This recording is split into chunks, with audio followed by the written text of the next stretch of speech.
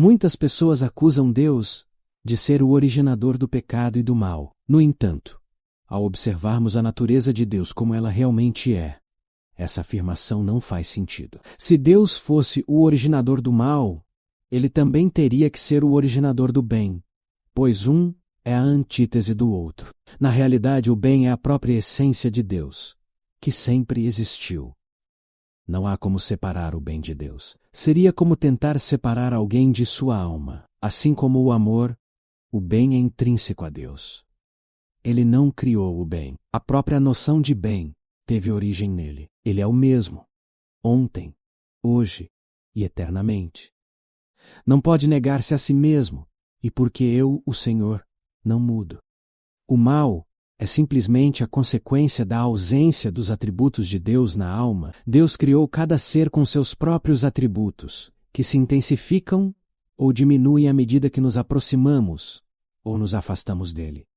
Nos séculos anteriores ao pecado, a linguagem de todo o universo era: deleito-me em fazer a tua vontade, ó Deus meu. Sim, a tua lei está dentro do meu coração. A minha comida é fazer a vontade daquele que me enviou e realizar a sua obra. Enquanto todos os seres criados reconheceram a lealdade pelo amor, houve perfeita harmonia por todo o universo de Deus. Era a alegria da hoste celestial, cumprir o propósito do Criador. Deleitavam-se em refletir a sua glória e patentear o seu louvor. E enquanto foi supremo o amor para com Deus, o amor de uns para com outros foi cheio de confiança e abnegado. Nenhuma nota discordante havia para deslustrar as harmonias celestiais. Naquele grande trono branco se assentam a pessoa do Pai com a sua terrível majestade. O amado Filho no meio do trono, onde Cristo está assentado à direita de Deus como o Deus velado. E também a terceira pessoa da divindade, que é como o Pai, mas é conhecida como o Espírito Santo. Assim está escrito: eu vi ao Senhor assentado sobre um alto e sublime trono, e os que lhe seguiam enchiam o templo. Serafins estavam por cima dele. Cada um tinha 6 asas, com 2 cobriam os seus rostos, e com 2 cobriam os seus pés, e com 2 voavam. E clamavam uns aos outros, dizendo: Santo, Santo, Santo é o Senhor dos exércitos. Toda a terra está cheia da sua glória. E todos os anjos estavam ao redor do trono e dos anciãos, e prostravam-se diante do trono sobre seus rostos, e adoravam a Deus. Milhares de milhares o serviam, e milhões de milhões assistiam diante dele. Mais próximos ao trono estavam os querubins, a mais poderosa classe das criações de Deus, responsáveis por cobrir e proteger a glória que emanava dele. Eles recebiam diretamente essa irradiação divina, formando uma espécie de cortina que protegia os outros seres ao redor do trono. Por isso, são chamados de querubins cobridores. A glória que emanava do trono era tão intensa que ofuscava aqueles ao redor. No templo construído por Moisés no deserto, que simbolizava a morada de Deus no céu, esses querubins eram representados nas cortinas que separavam o lugar santíssimo, onde a glória de Deus se manifestava, do lugar santo e do povo que habitava ao redor do santuário. Dentre os querubins cobridores que assistiam diretamente diante de Deus, havia um elevado e exaltado anjo, o primeiro em honra depois do amado Filho de Deus, conhecido como Lúcifer, o querubim cobridor, do latim lux ferus, o portador da luz. Quando o próprio Deus desceu para falar com o povo no deserto, Moisés passou com o Senhor 40 dias e 40 noites em cima do monte. E descendo Moisés do monte Sinai, a pele do seu rosto resplandecia, depois que falara com ele. Lúcifer, no céu, era o anjo assistente que ficava mais próximo do trono de Deus, permanecia na presença do grande Criador. E os incessantes raios de glória, que cercavam o eterno Deus, repousavam sobre ele. Quando esse anjo se movia pelos céus, era como se o sol estivesse se movendo, pois a glória de Deus estava brilhando sobre ele. No antigo Israel, quando Deus via a necessidade de transmitir uma mensagem importante para nós, mas que não cabia diretamente na narrativa humana, do período em que a Bíblia estava sendo escrita, ele a inseria em um contexto que se assemelhava ao que ele precisava comunicar. Ao falar com o rei de Tiro, ele também menciona sobre Lúcifer. Assim diz o Senhor Deus: Tu eras o modelo da perfeição, cheio de sabedoria e perfeito em formosura. Tu eras o querubim ungido para cobrir, e te estabeleci. No Monte Santo de Deus estavas, no meio das pedras afogueadas andavas. Perfeito eras nos teus caminhos, desde o dia em que foste criado, até que se achou iniquidade em ti. O pecado originou-se com aquele que abaixo de Cristo fora o mais honrado por Deus, e o mais elevado em poder e glória entre os habitantes do céu. Lúcifer, filho da alva, era o primeiro dos querubins cobridores, santo e incontaminado. Até esse momento nenhuma criatura havia ousado afastar seu coração do Criador. Elas não sentiam, e não havia essa necessidade. Toda sua alegria havia girado em torno daquele que era a realização dos seus máximos desejos. Tudo era como uma grande onda de amor, fluindo e refluindo a grande fonte de tudo. Mas agora, Lúcifer, o querubim cobridor, desejou ser o primeiro no céu. Procurou dominar os seres celestes, afastá-los de seu Criador e receber-lhes ele próprio as homenagens, e cobiçando a glória que o infinito Pai conferira a seu Filho. Este príncipe dos anjos aspirou ao poder que era prerrogativa de Cristo apenas. Cristo, o Verbo, o unigênito de Deus, era um com o eterno Pai, um em natureza, caráter e propósito, e através dele o Pai havia criado todas as coisas. No princípio era o Verbo, e o Verbo estava com Deus, e ele era Deus. Todas as coisas foram feitas por intermédio dele, e sem ele, nada do que foi feito se fez, porque nele foram criadas todas as coisas que há nos céus e na terra, visíveis e invisíveis, sejam tronos, sejam dominações, sejam principados, sejam potestades. Tudo foi criado por ele e para ele, e ele é antes de todas as coisas, e todas as coisas subsistem por ele, pois ele falou e tudo se fez. Ele ordenou e tudo passou a existir. Pela sua palavra foram feitos os céus, e todo o exército deles pelo sopro da sua boca. Para ser compreendido, ele entra na criação na forma do arcanjo Miguel. Embora seja Deus, é visto como um anjo. A palavra arcanjo, do grego arcângelos, significa principal ou primeiro, e anjo refere-se a dos anjos. Já Micael significa aquele que é semelhante a Deus. Quando apareceu para Josué, ele disse: Sou príncipe do exército do Senhor e acabo de chegar. Tira as sandálias dos pés, porque o lugar em que estás é santo. Ele também apareceu a Moisés no Monte Horebe, quando apareceu-lhe o anjo do Senhor em uma chama de fogo do meio de uma sarça, que ardia no fogo, e a sarça não se consumia. Ele também disse a Moisés: Não te chegues para cá. Tira os sapatos de teus pés, porque o lugar em que tu estás é terra santa.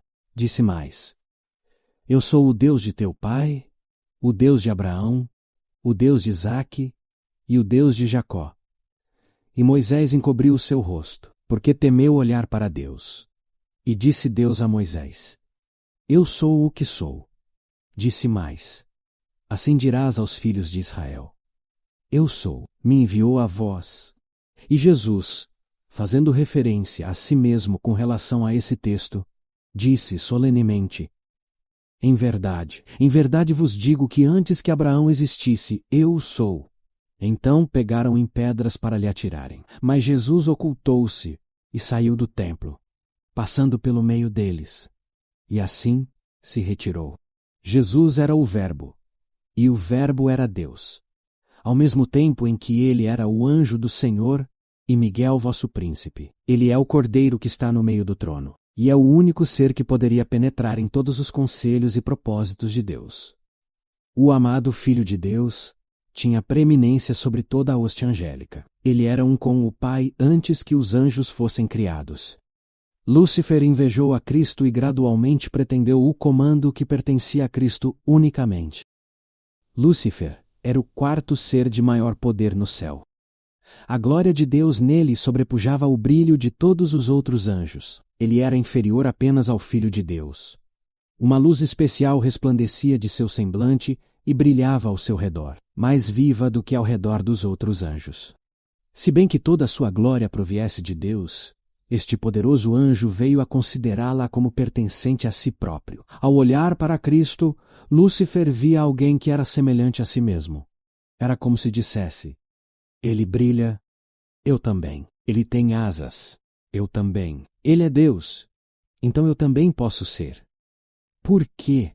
Perguntava este poderoso anjo. Deveria Cristo ter a primazia? Por que é ele mais honrado do que Lúcifer? O processo de transformação de Lúcifer, o portador da luz, em Satanás, o adversário, não ocorreu da noite para o dia. Assim como ninguém está imune ao pecado, quando uma pessoa decide afastar-se do Senhor e deixar de conhecê-lo, seus atributos se esvanecem em sua alma, levando-a a se entregar às trevas. O espírito de descontentamento e desafeição nunca antes havia sido conhecido no céu. Era um elemento novo, estranho, misterioso, inexplicável. O próprio Lúcifer não estava ciente da verdadeira natureza de seus sentimentos. Não via para onde se deixava levar. Ele seguiu por esse caminho, até apagar cada vestígio dos atributos divinos que existiam em seu ser, transformando-se no príncipe das trevas e na personificação do mal. Como Cristo diz: todo aquele que comete pecado é escravo do pecado. Suas iniquidades o prenderão, e com as cordas de seu pecado será detido. Pois quem peca contra mim prejudica a própria alma. Todos que me odeiam amam a morte. Lúcifer se entregou completamente ao mal e buscou enganar os anjos de Deus, sendo o anjo mais exaltado e aquele que mais conhecia a Deus. Sua rebelião contra o governo divino e sua lei lançou sementes de dúvida na mente dos milhares de anjos que compunham o exército celestial. Com grande misericórdia, de acordo com o seu caráter divino, Deus suportou longamente a Lúcifer. Entretanto, esforços que somente o amor e a sabedoria infinitos poderiam imaginar foram feitos para convencê-lo de seu erro. Provou-se que sua desafeição era sem causa, e fez-se-lhe ver qual seria o resultado de persistir em revolta. Chegado era o tempo para uma decisão final. Deveria render-se completamente à soberania divina, ou colocar-se em franca rebelião. Quase chegou à decisão de voltar, mas o orgulho o impediu disto. Era sacrifício demasiado grande para quem fora tão altamente honrado confessar que estivera em erro, que suas imaginações eram errôneas, e render-se à autoridade que ele procurara demonstrar ser injusta. Deus permitiu que Satanás levasse avante sua obra, até que o espírito de desafeto amadurecesse em ativa revolta. Era necessário que seus planos se desenvolvessem completamente, a fim de que todos pudessem ver sua verdadeira natureza e tendência. Decidiu-se então rebelar-se totalmente contra Deus, e levou após si a terça parte das estrelas do céu, e lançou-as sobre a terra. Deus foi obrigado a intervir. Assim disse o Senhor: estas coisas tens feito, e eu me calei. Pensavas que eu era teu igual, mas eu te arguirei, e as porei por ordem diante dos teus olhos. Estimas o teu coração como se fora o coração de Deus. Elevou-se o teu coração por causa da tua formosura, corrompeste a tua sabedoria por causa do teu resplendor e pecaste. Por isso te lancei, profanado, do monte de Deus, e te fiz perecer, ó querubim cobridor, do meio das pedras afogueadas. Como caíste desde o céu, ó estrela da manhã, filha da alva, como foste cortado por terra, tu que debilitavas as nações. E tu dizias no teu coração: eu subirei ao céu, acima das estrelas de Deus exaltarei o meu trono, e no monte da congregação me assentarei aos lados do norte. Subirei sobre as alturas das nuvens, e serei semelhante ao Altíssimo. E contudo levado serás ao inferno, ao mais profundo do abismo, por terra te lancei. Diante dos reis te pus, para que olhem para ti. Todos os que te conhecem estão espantados de ti. Em grande espanto te tornaste, e nunca mais serás para sempre. Então Houve batalha no céu. Miguel e os seus anjos pelejaram contra o dragão. Também pelejaram o dragão e seus anjos. Todavia, não prevaleceram. Nem mais se achou no céu o lugar deles. E foi expulso o grande dragão, a antiga serpente, que se chama Diabo e Satanás, o sedutor de todo o mundo. Sim, foi atirado para a terra, e com ele os seus anjos. Assim foi que Lúcifer, o portador de luz, aquele que participava da glória de Deus, que servia junto ao seu trono, tornou-se, pela transgressão, Satanás, o adversário de Deus e dos seres santos, e destruidor daqueles a quem o céu confiou a sua guia e guarda.